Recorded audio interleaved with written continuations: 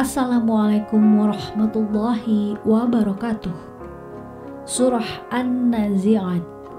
Surah An-Nazi'at adalah surah ke-79 dalam Al-Quran dan surah ke-81 sesuai urutan pewahyuannya dalam Al-Quran dan diturunkan setelah surah An-Naba. Surah ini tergolong surah Makkiyah, terdiri atas 46 ayat dengan jumlah kata 133 dan 553 huruf.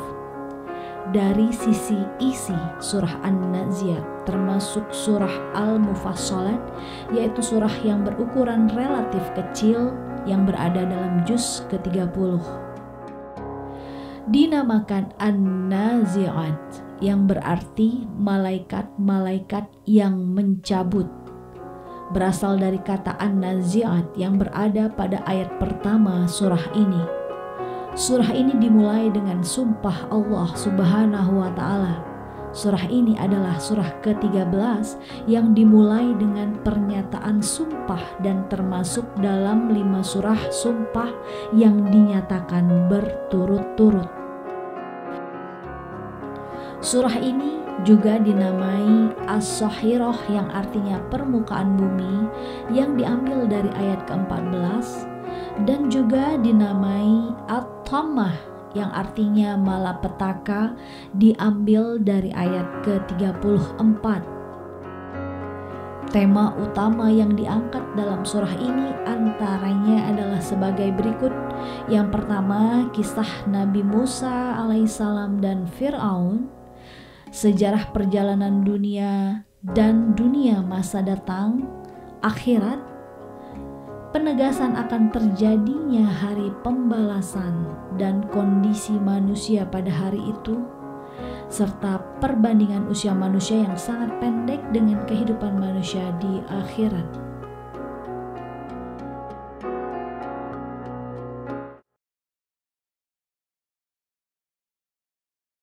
Bismillahirrahmanirrahim.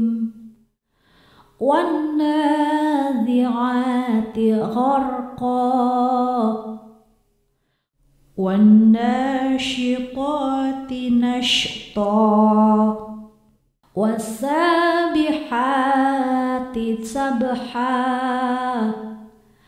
fas-sabiqati sabqa, fal-mudabbirati amra, yauma tarjufur rajifah, tatba'uha radifah, qulubu yauma idzin wajifah, absaruha khashi'ah, yaquluna a'inna lamarduduna fil hafirah, a'idza kunna 'idhaman nakhirah, qalu tilka idzan karratun khasirah, fa innama hiya zajratu wahidah, fa idza hum bisahirah. Hal ataka hadithu Musa idh nadahu rabbuhu bil wadil muqaddisi tuwa, idhhab ila fir'auna innahu tagha, faqul hal laka ila an tazakka wa ahdiyaka ila rabbika fatakhsha, fa'arahul ayatal kubra fakadzdzaba wa 'asa, thumma adbara adbara yas'a fahasyara fanada faqala ana rabbukumul a'la fa'akhadhahu Allahu nakalal akhirati wal ula inna fi dzalika la'ibratan liman yakhsha a'antum asyaddu khalqan amis samaa'u banaha rafa'a samkaha fasawwaha wa aghtasha laylaha wa aghraja duhaha wal arda ba'da dzalika dahaha akhraja minha ma'aha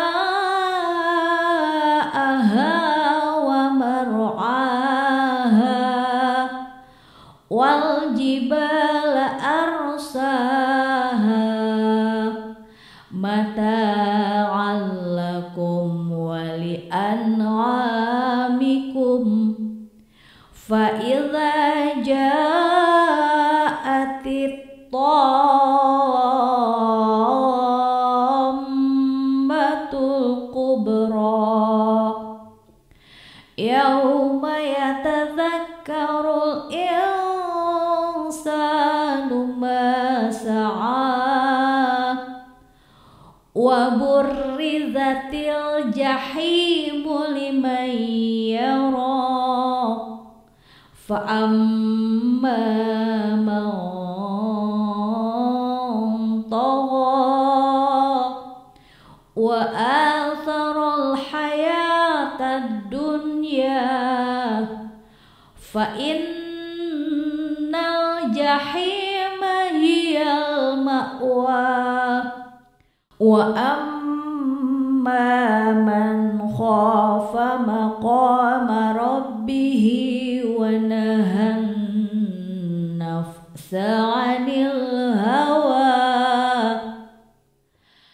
fa innal jannata hiyal ma'wa yas'alunaka 'anis sa'ati ayyana mursaha fima anta min dhikraha ila rabbika muntahaha innama anta munziru man yakhshaha ka'annahum yawma yarawnaha lam yalbathu illa 'ashiyatan aw duhaha. Dengan menyebut nama Allah yang Maha Pengasih lagi Maha Penyayang.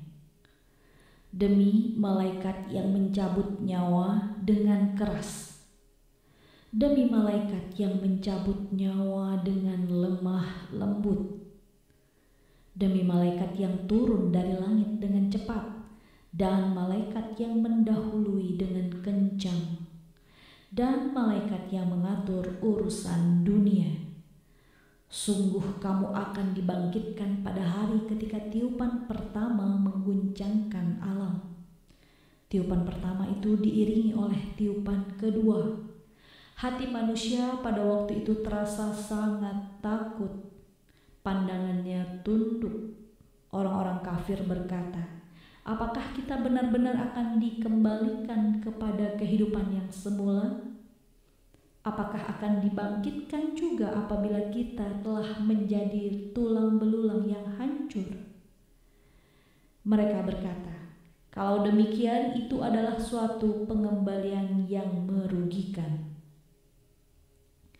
Maka pengembalian itu hanyalah dengan sekali tiupan saja. Maka seketika itu mereka hidup kembali di bumi yang baru. Sudahkan sampai padamu Muhammad kisah Musa ketika Tuhan memanggilnya Musa di lembah suci, yaitu lembah tua. Pergilah engkau kepada Fir'aun, sesungguhnya dia telah melampaui batas. Maka katakanlah kepada Fir'aun, adakah keinginanmu untuk membersihkan diri dari kesesatan? Dan engkau akan kupimpin ke jalan Tuhanmu agar engkau takut kepadanya. Lalu Musa memperlihatkan kepadanya mukjizat yang besar. Tetapi dia, Fir'aun, mendustakan dan mendurhakai. Kemudian ia berpaling seraya berusaha menantang Musa. Kemudian dia mengumpulkan pembesar-pembesarnya lalu berseru memanggil kaumnya. Seraya berkata, "Akulah Tuhanmu yang paling tinggi." Maka Allah menghukumnya dengan azab di akhirat dan siksaan di dunia. Sungguh pada yang demikian itu terdapat pelajaran bagi orang-orang yang takut kepada Allah. Apakah penciptaan kamu yang lebih hebat ataukah langit yang telah dibangunnya? Dia telah meninggikan bangunannya lalu menyempurnakannya. Dan dia menjadikan malamnya gelap gulita dan menjadikan siangnya terang benderang. Dan setelah itu bumi dia hamparkan. Darinya dia pancarkan mata air dan ditumbuhkan tumbuh-tumbuhan. Dan gunung-gunung dia pancangkan dengan teguh.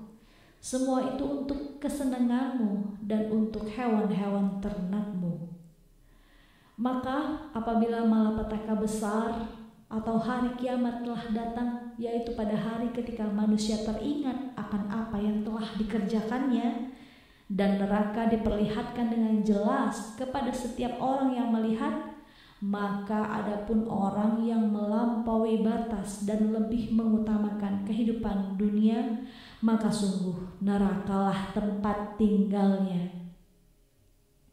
Dan adapun orang-orang yang takut kepada kebesaran Tuhannya dan menahan diri dari keinginan hawa nafsunya, maka sungguh surgalah tempat tinggalnya.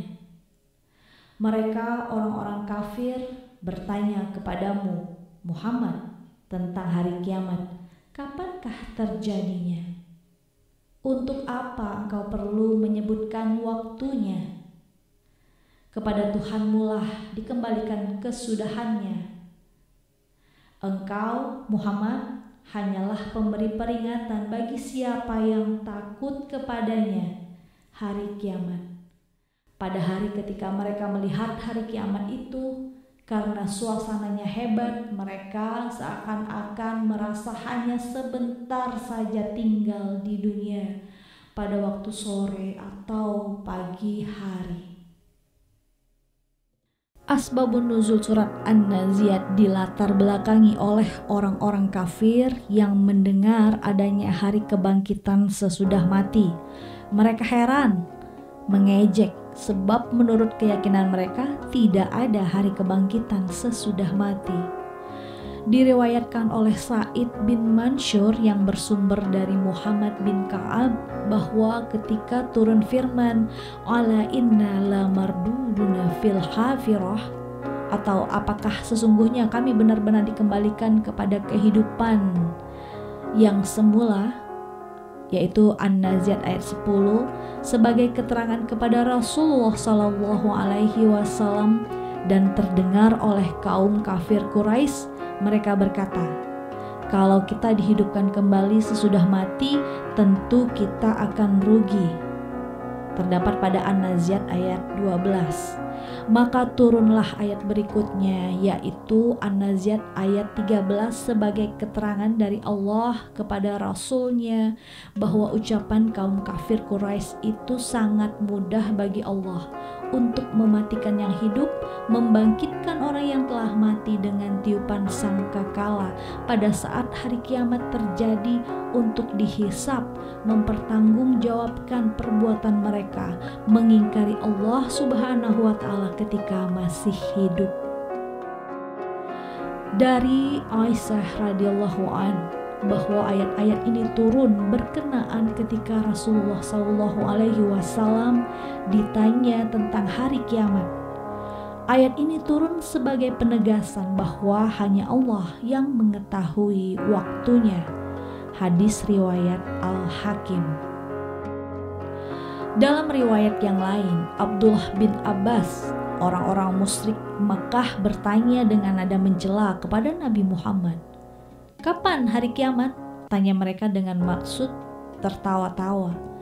Kaum musyrik Mekah yang mempertanyakan dengan nada sinis mengenai waktu terjadinya kiamat kepada Nabi Allah. Berkenaan dengan celaan itu, Allah Subhanahu wa Ta'ala kemudian menurunkan surat An-Nazi'at ayat 42 hingga 44 atas jawaban pertanyaan mengenai hari kiamat, menyatakan bahwa perkara kiamat hanyalah urusan Allah Subhanahu wa Ta'ala. Sementara itu Rasulullah hanya bertugas memberikan peringatan kepada umat manusia bahwa kejadian itu pasti akan terjadi.